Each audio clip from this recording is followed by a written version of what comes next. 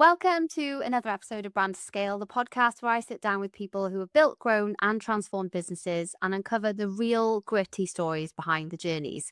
I'm Jess, your host, and today I'm joined by someone who has spent years helping businesses grow, navigate change, and create value through both organic growth and acquisition. Tom, welcome.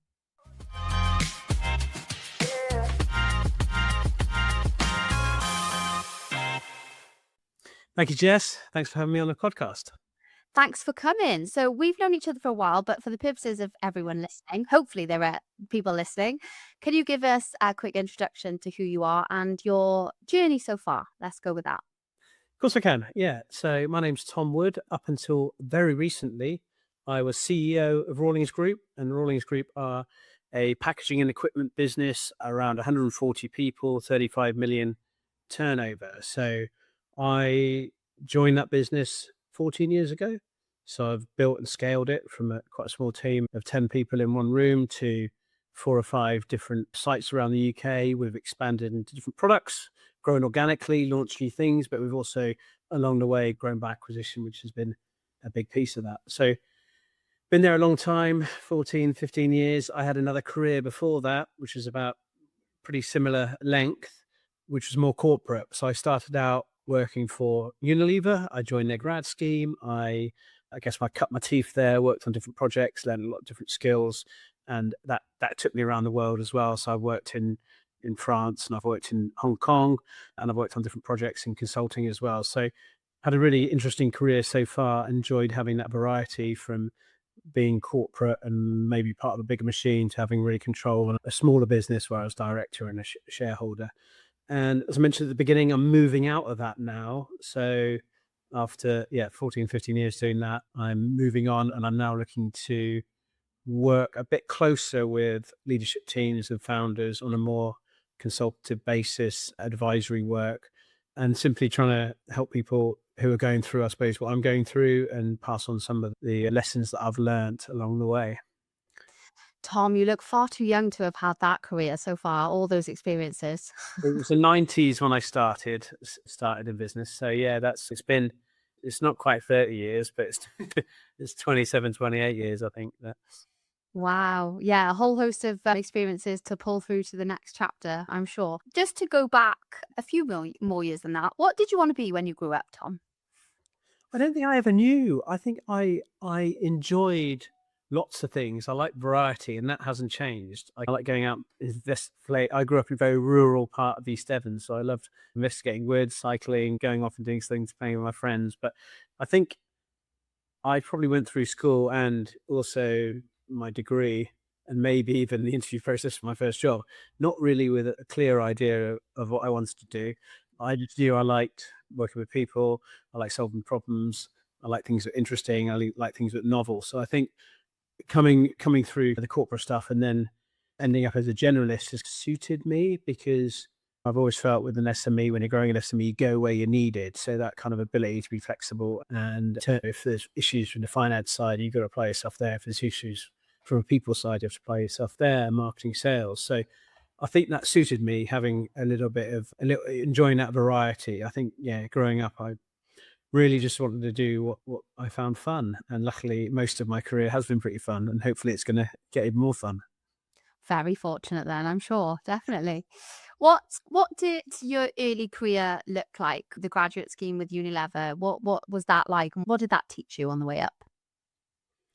I think I'm very fortunate, because I think now to get that kind of job, you'd probably would have to know what you wanted to do. Whereas I fell into it a little bit and didn't know how lucky I was at the time, because it was an extremely nurturing environment. There was a huge amount of training and flexibility, and the kind of projects and involvement you get on different things. So I think I moved into a direction which has led to where I am now, because it was technology and business transformation projects. So we worked on internal projects within the different European business units. So I got to travel through that job and harmonizing the way things were done in different countries, which was brilliant, because I got that cultural awareness and I was out and about, and huge amount of training.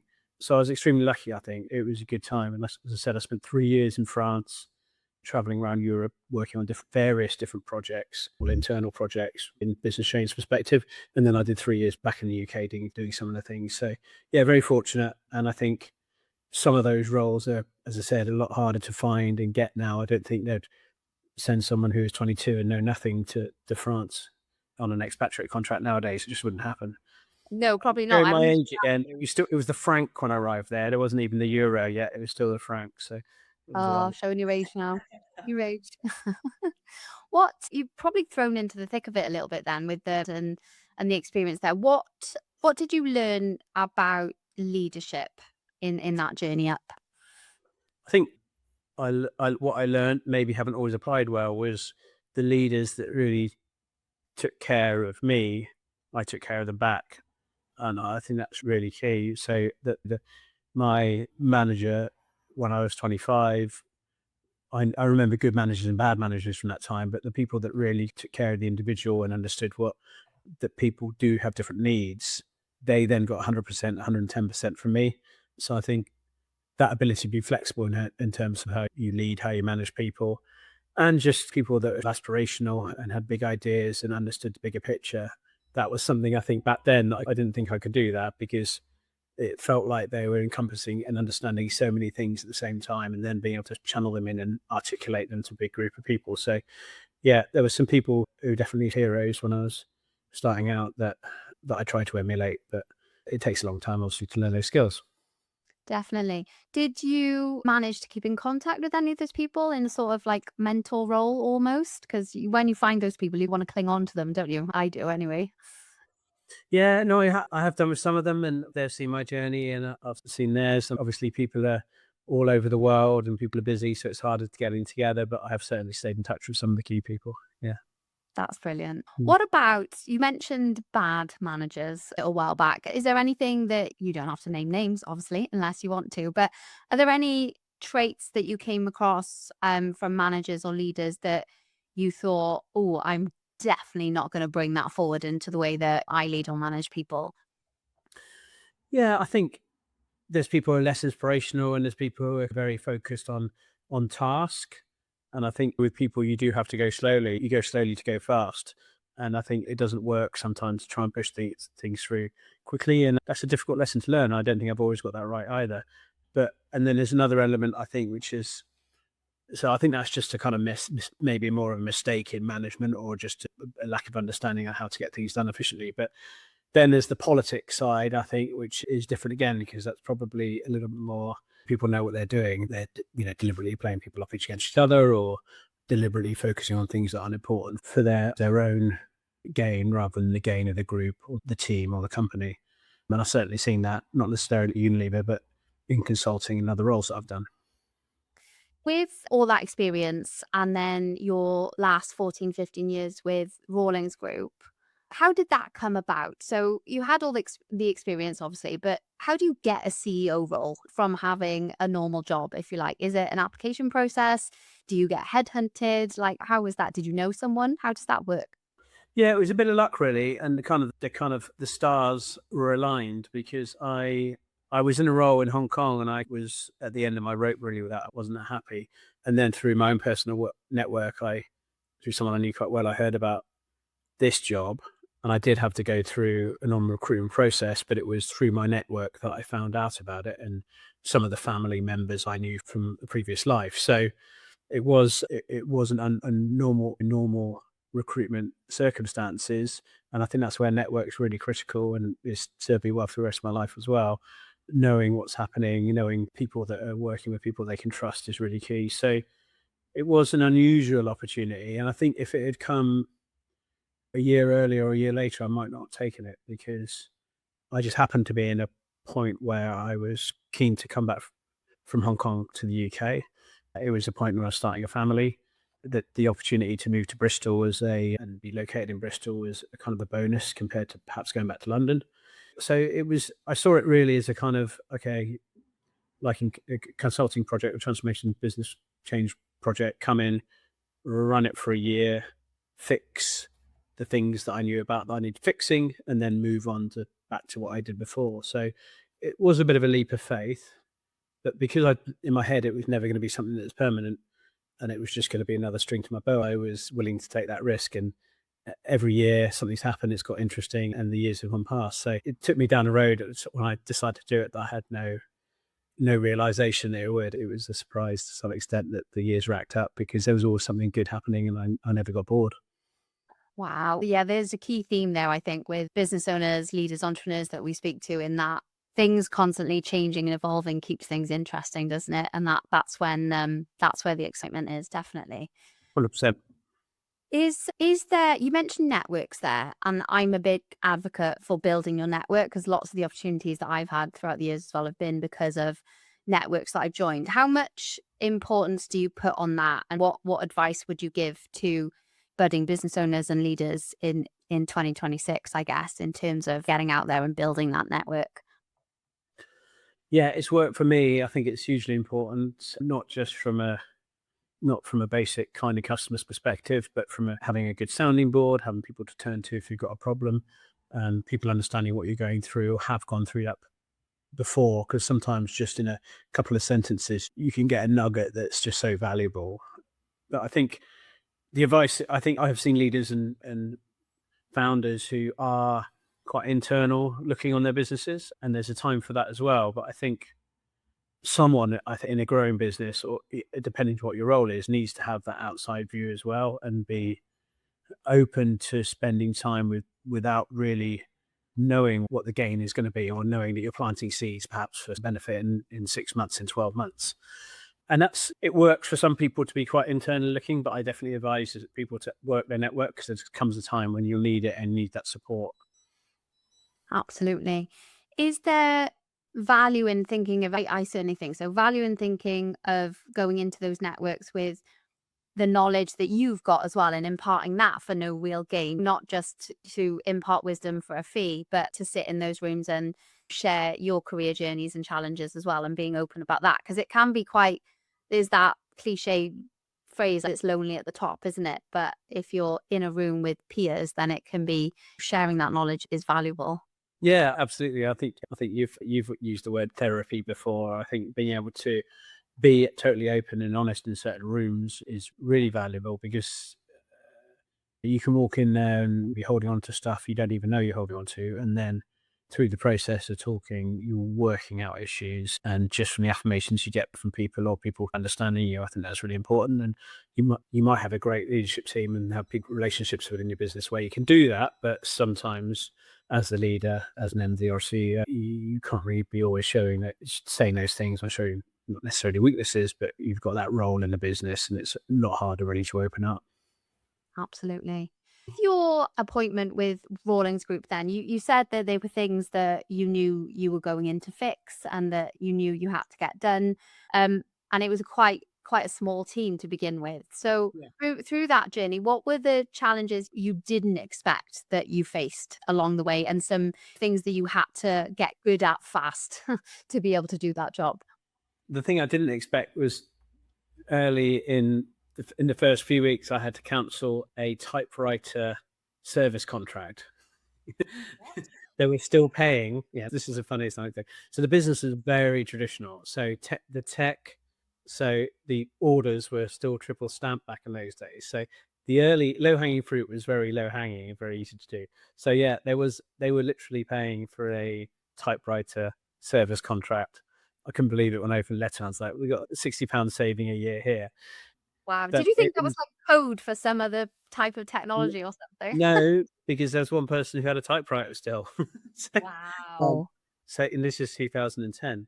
So it was you say get up to speed quite quickly, I guess. The hardest thing there was my expectations on capability of the team, but there was things that I could do very quickly around technology. So we sort of moved systems quite quickly to a software, because stuff I was doing before was putting in cloud and software as a service technology solutions.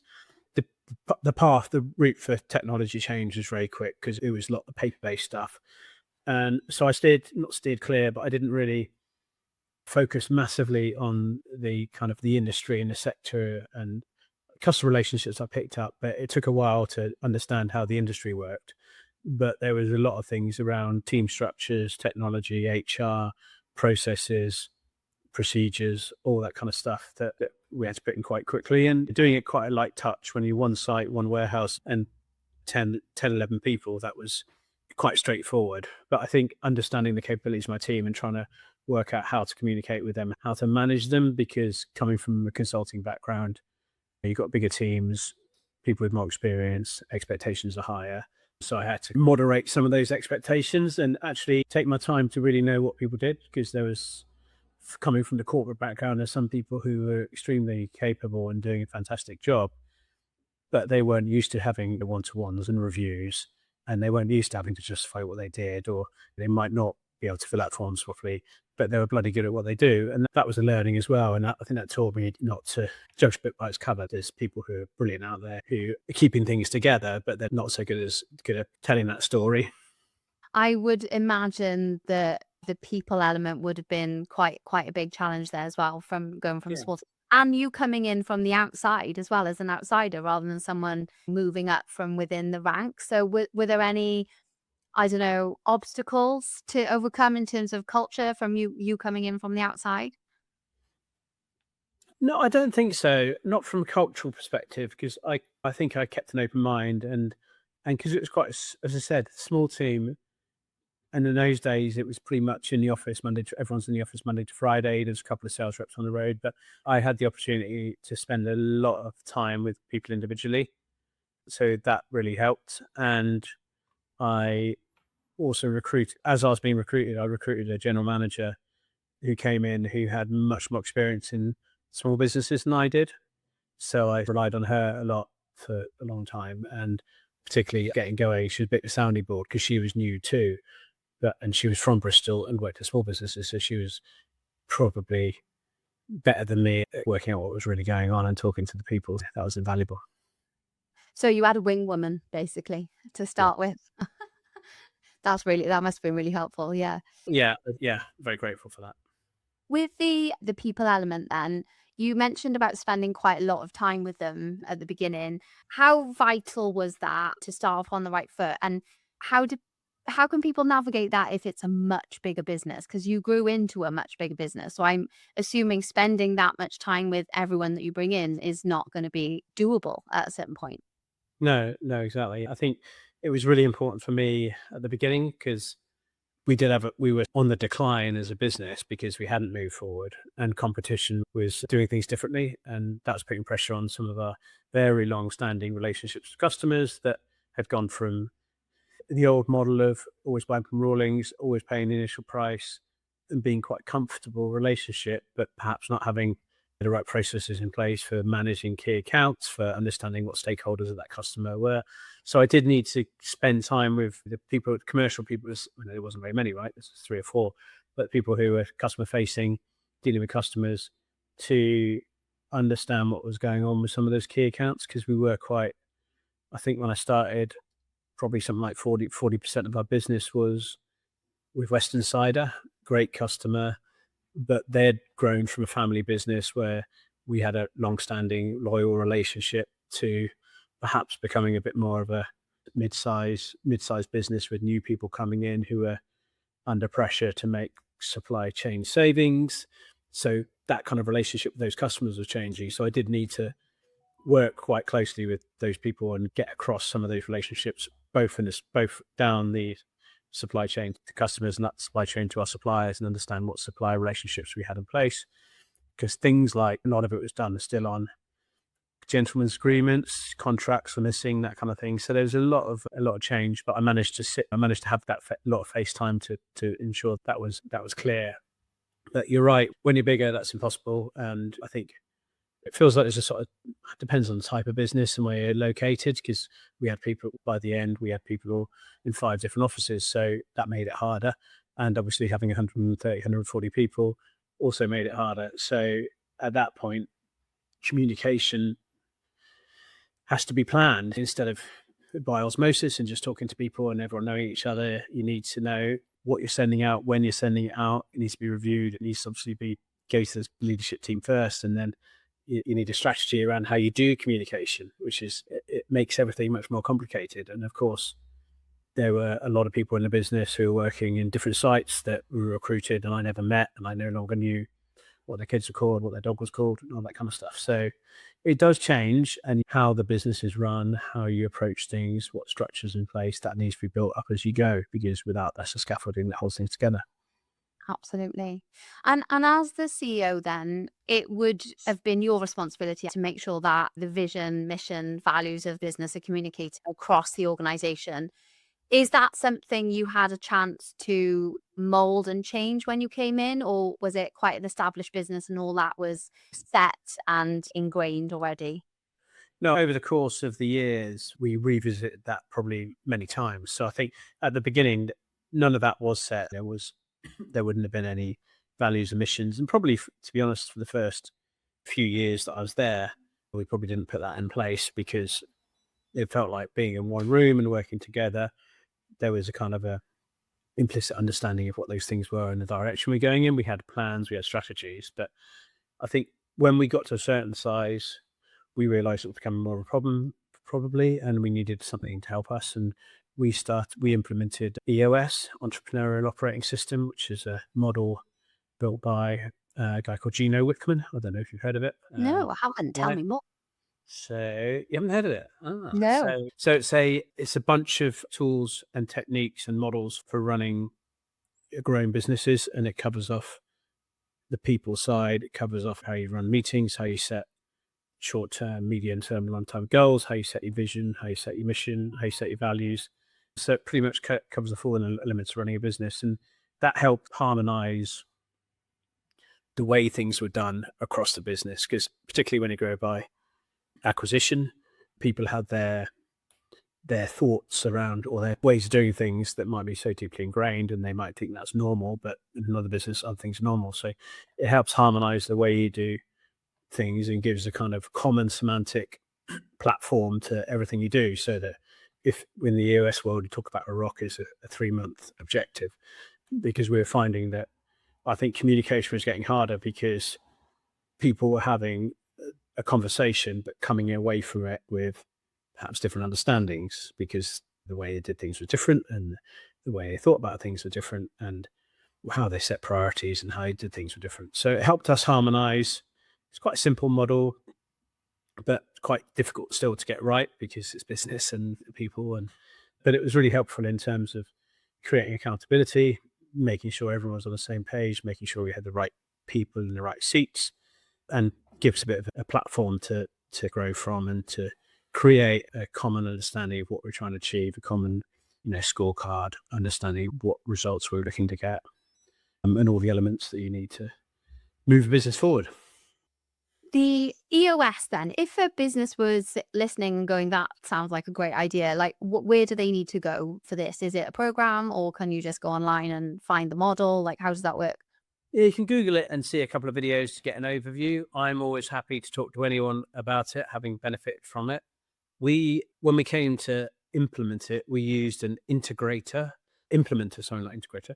EOS implementer worked with you for a year while you're putting all the pieces of the jigsaw and the bits of what they call the toolbox into place. So there's a lot to it, but it's stuff that, as a kind of a business that's doing things in the right way, you probably have similar things already, but it structures it in the EOS way. So Google it, have a look. It is a bit, you've got to bear with it because it's extremely American. And that, I think, puts quite a lot of people off, and it did me initially as well. Actually, it works, and I think, as you grow, it helps to have a model so everyone understands what you're talking about. It makes it efficient. At a leadership level, there's a thing they call it the L10, which is a weekly meeting where you really discuss the most important issues and try and solve them there, create a set of to-dos within a 7-day window to solve and move forward.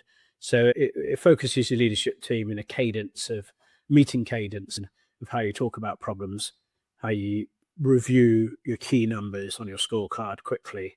So it's very efficient, and yeah, it's worked for us. I would recommend it. I think if you're struggling as an owner or founder common problems around people, problems around accountability, problems around focus, trust, I think it helps resolve those not straight away, and it's a journey you go on, right? And I've known businesses that have been on EOS for 10 years and they still haven't got it 100% right. It's a journey that points you in the right direction, that it uncovers possibly the things that you might have been avoiding if they're weak spots for you. And there's absolutely nothing worse than a meeting for meeting's sake, is there? Especially when you're busy. So yeah, getting those actions out in a more efficient way sounds like everyone would be a winner there.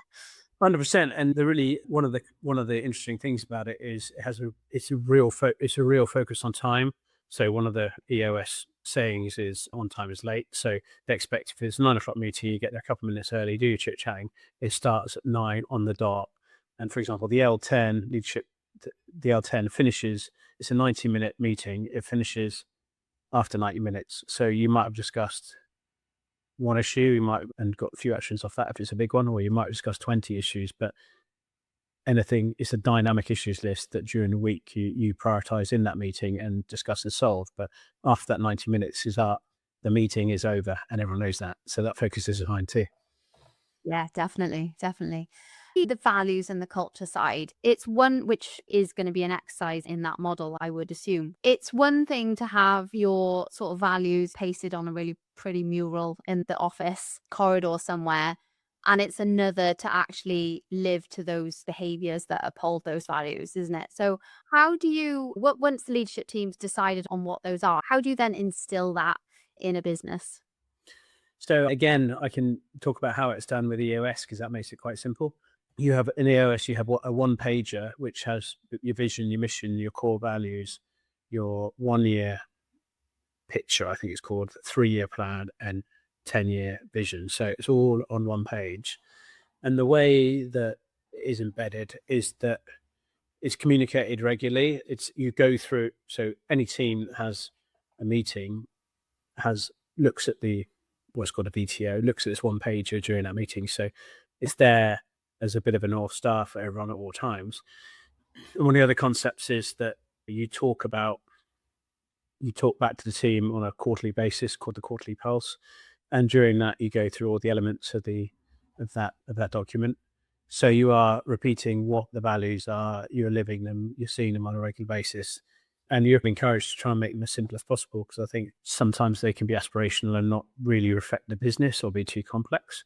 And as you said, just be put on the wall and everyone leaves it. But with this model, they're visited regularly, and also they're used for a lot of the kind of business decisions, business processes. In terms of when you hire, you're looking at those core values against candidates for hiring.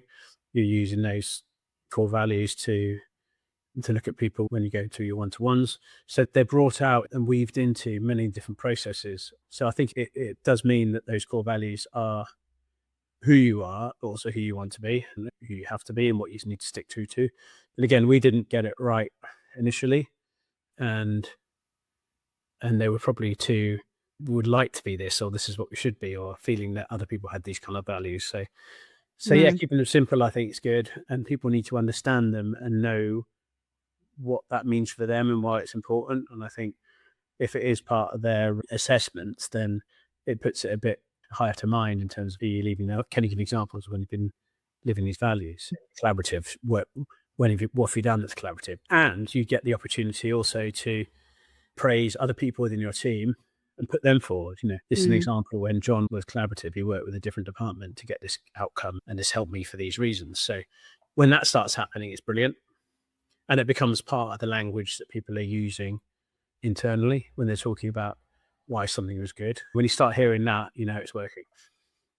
When you're a really young business and you're building a team from scratch, doing that first is easier, right? Because those values are based on your beliefs, really, and the reason you're building something. And then you hire, like you said, based on those values. It must be much more difficult building that with an established team and then training people to behave to those values. So Yeah. two probably questions there. Is that harder? Is it possible? And does it take longer? And how did you know that you got it wrong the couple of times? What were the proof points there where you were like, these aren't quite right? Yeah, I think you can get it wrong because you've got the wrong values, but you can also get the implementation wrong.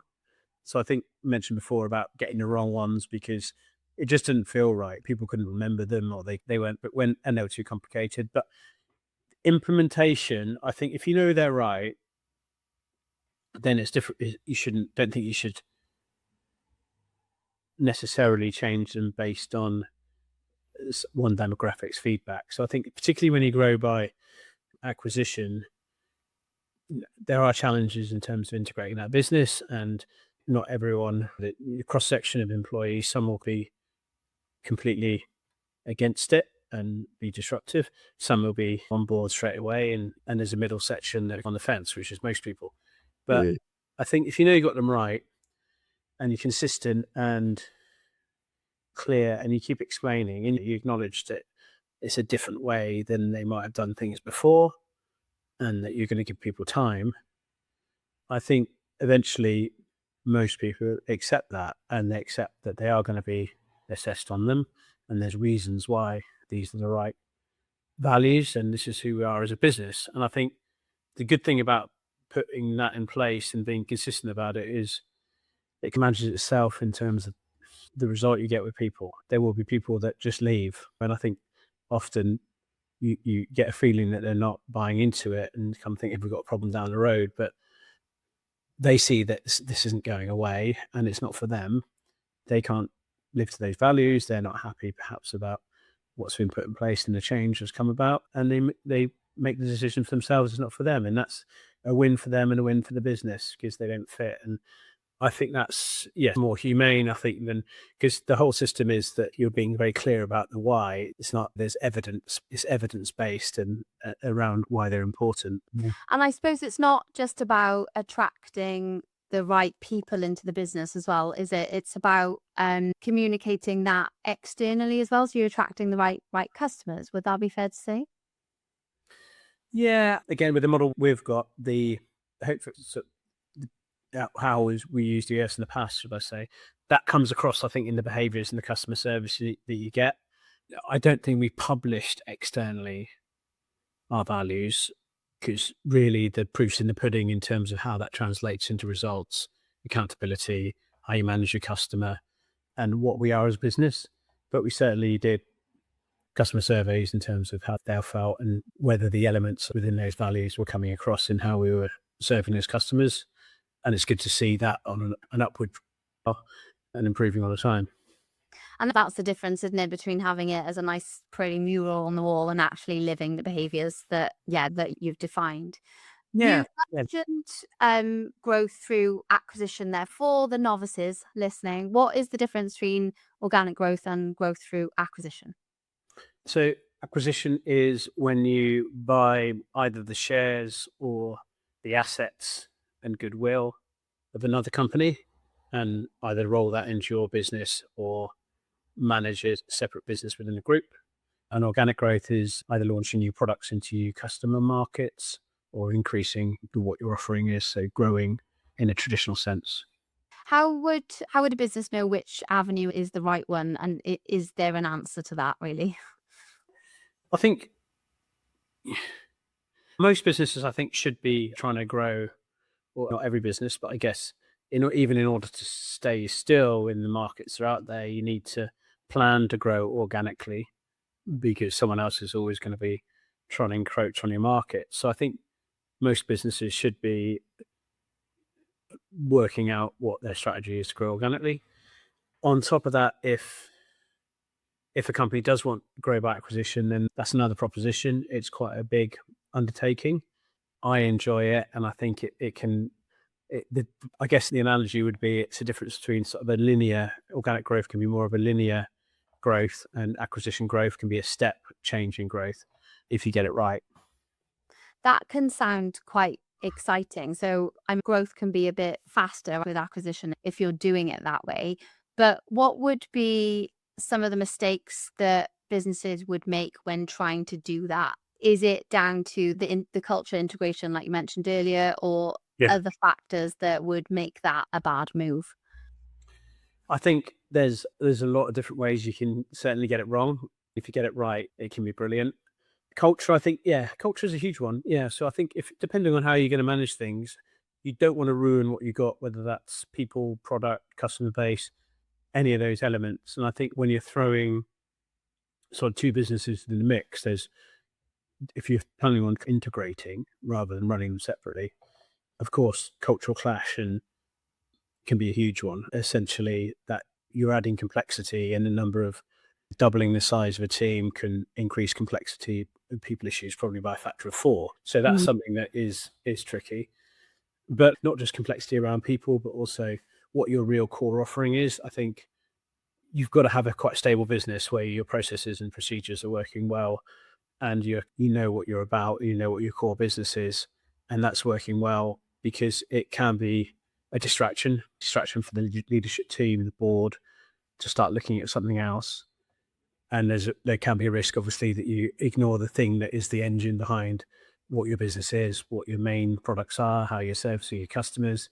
So it's important to get that balance right and ensure you're stable enough and strong enough to be able to move into other areas. And I think that has been a challenge, because you do need to then grow leadership team, capabilities, organization, and make sure you've got the right people in the right seats to be able to handle both activities happening at the same time.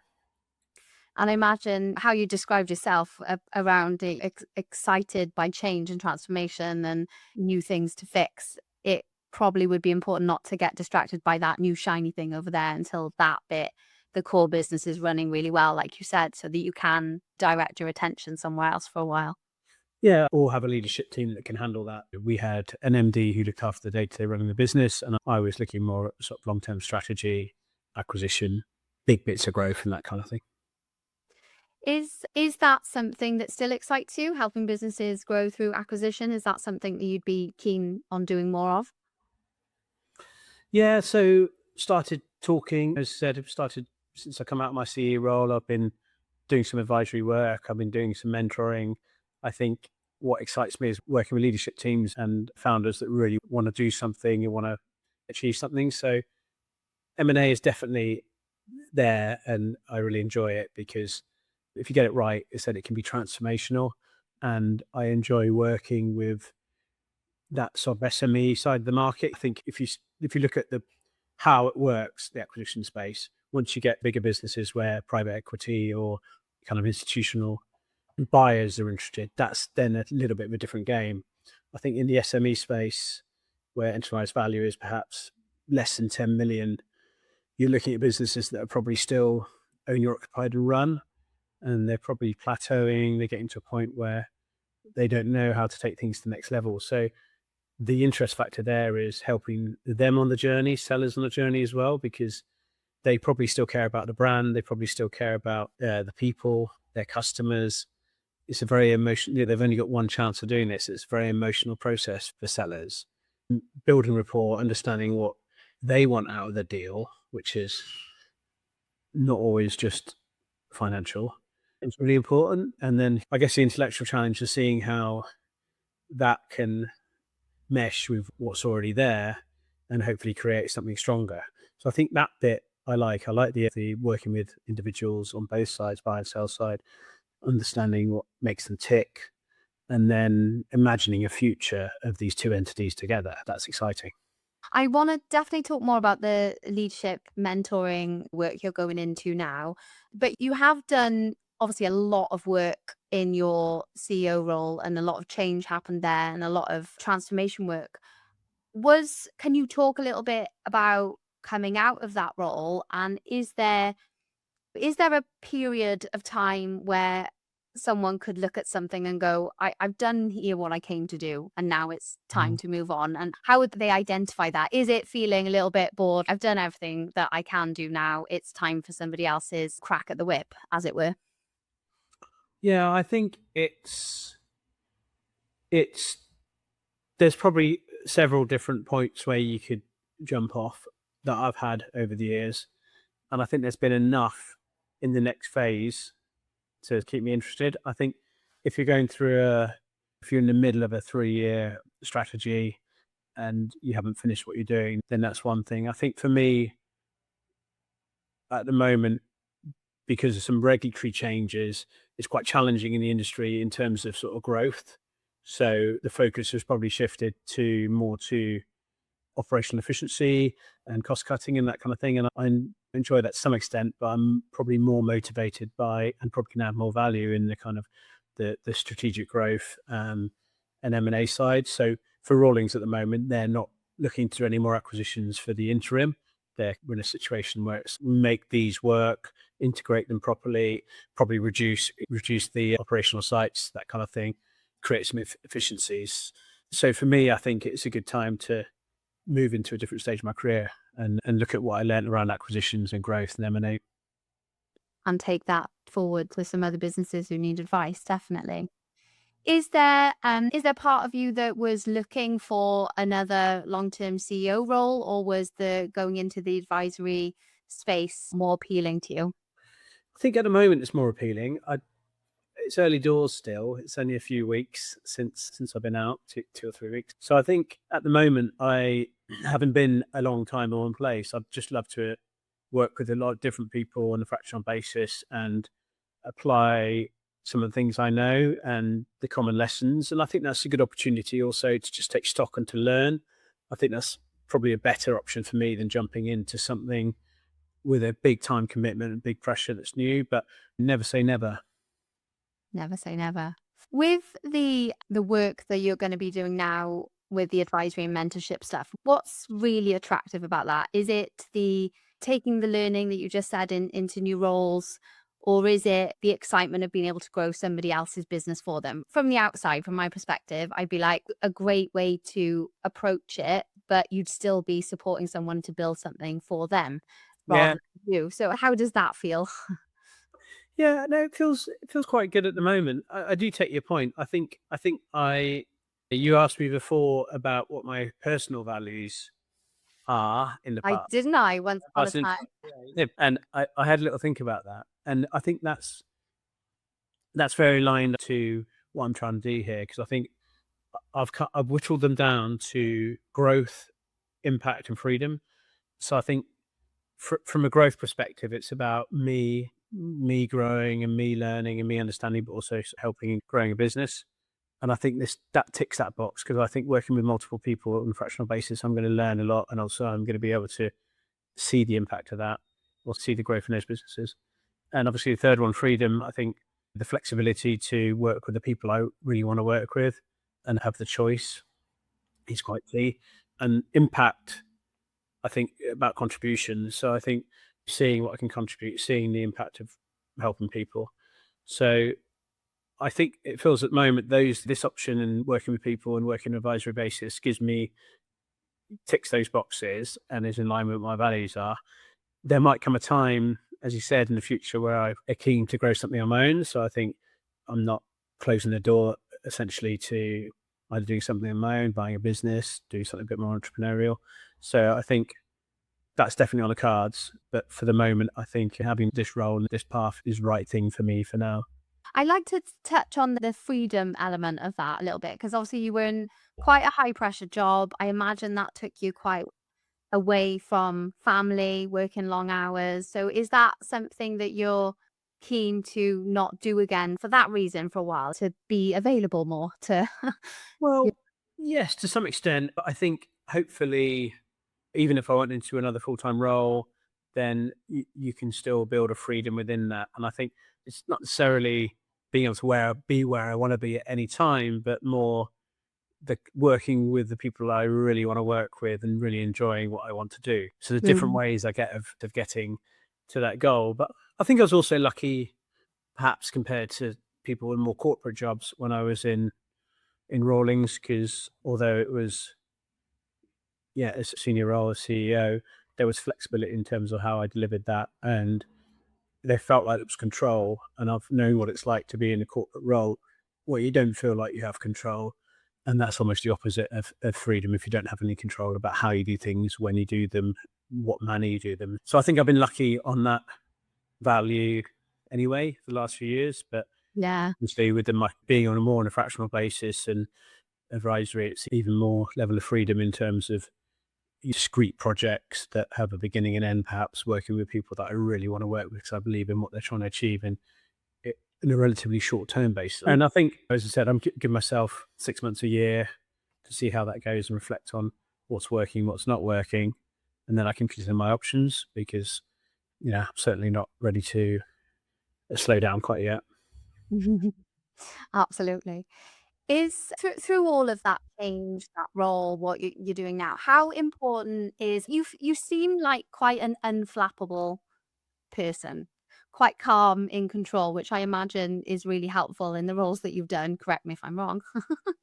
But the question is around mindset and how important you think working on that is as a leader in business. Yeah, I think I've got a lot better as I've got older mindset. I think because I don't know if I'm unflappable. I try and put things in perspective and try and stay calm, but I think pressure does get to everyone, and there's been times when things have felt too much. But I think the cliche, isn't it? But understanding that you can only control the things you can control, and you can only work on those. There's always going to be external factors that come at you, and I guess being when they do happen, just trying to work through them, realize that if they feel very difficult, that will pass in a way. You can only work with what you've got. So Nice. I think my mindset's got stronger because I know that things will be okay in the end. And I know that I trust the process, that challenges come at you and you work through them and you resolve them and then you move on. And I think I'm comfortable with the grays and uncertainty more than I probably was in the past.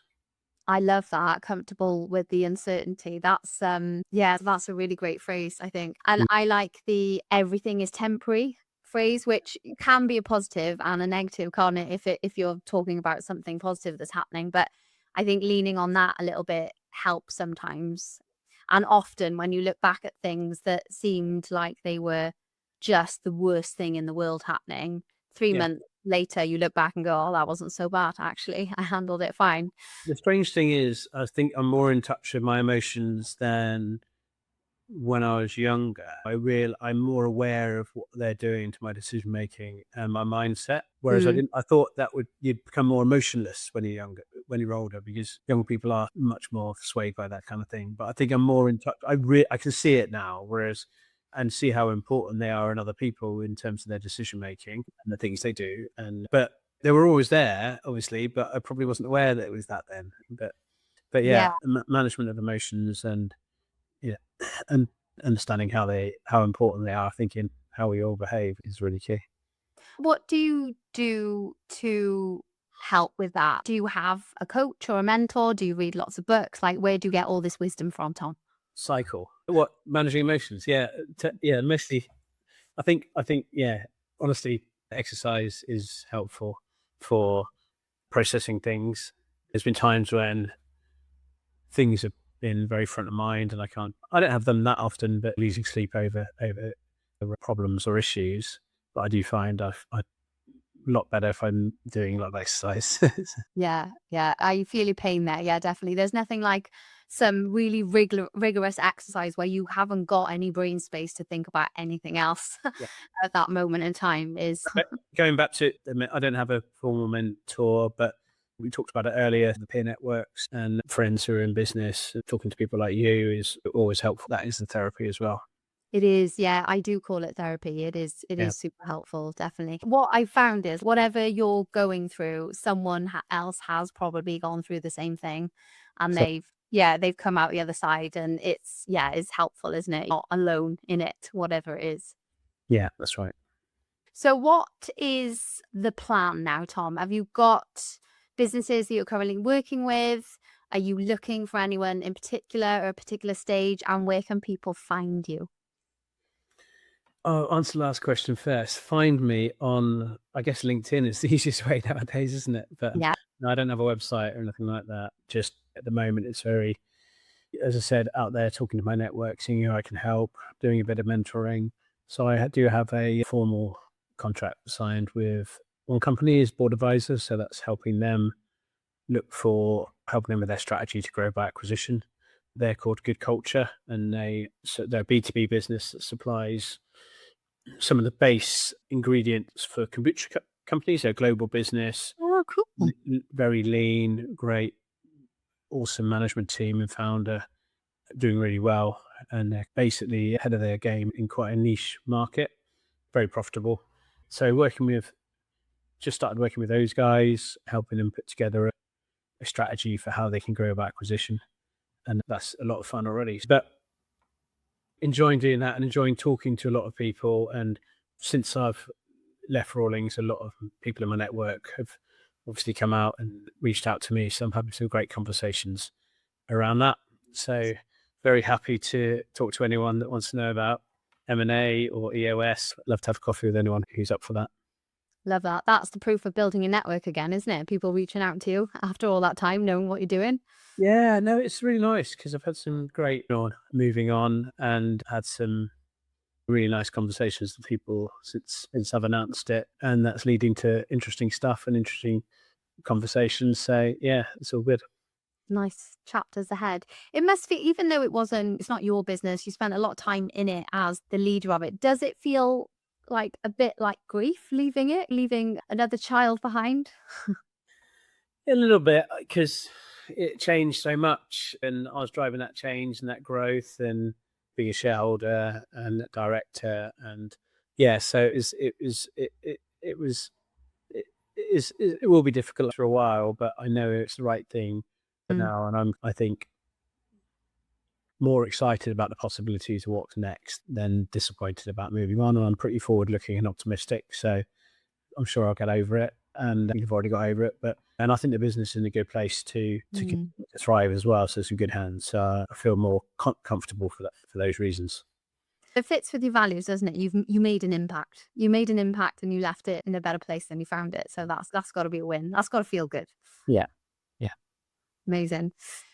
So you made your typewriter story at the beginning made me chuckle, definitely. So you found a typewriter and then you transformed the technology there. So lots of change happened there. But looking ahead now with how the world looks, where do you see the biggest opportunities for businesses over the next few years, and what should they be looking at or concentrating on? Cool. That's a tough question. I think there's the element which is, I guess, what's happening right now to be competitive, and then there's the underlying what always works for long-term elements of this, because I think obviously everyone's talking about AI at the moment, and obviously competition due to AI I think is going to ramp up. It is a risk and it is an opportunity for businesses to integrate AI into their model, and that's a challenge for a lot of traditional businesses, I think. So I think obviously understanding what impact that might have on the business is key. But I think going back to what we talked about a lot in this conversation, the underlying element there is having the right people and having a good team. So I think you can have the best technology in the world, but if you have unmotivated team members that aren't interested and aren't in the right seats, then that's pointless. So I think the key, some of the fundamentals around having a great team, particularly at leadership level, is the greatest opportunity to succeed in these changing times that are obviously going to start. The pace of change is getting faster and faster, but having the right people that are working the right way together is key. That's such a great point, isn't it? Because there's lots of change, there's lots of opportunities, there's lots of new technology out there, and getting magpie effect. We need to be doing this. We need to be focusing on the fundamentals of things that you need to have a great business is a really good point, because I don't think that lots of businesses are looking at it like that at the moment, looking at the things that are broken currently that need fixing before you add on another layer of innovation. Yeah, absolutely. Fantastic. Thanks, Tom. I always sign off with this question because I like to tie it back. You know me in branding. I like to tie it back to alchemy somehow. So if you had a personal alchemy formula for success, what would the one key ingredient be that you wouldn't want to be without, and why?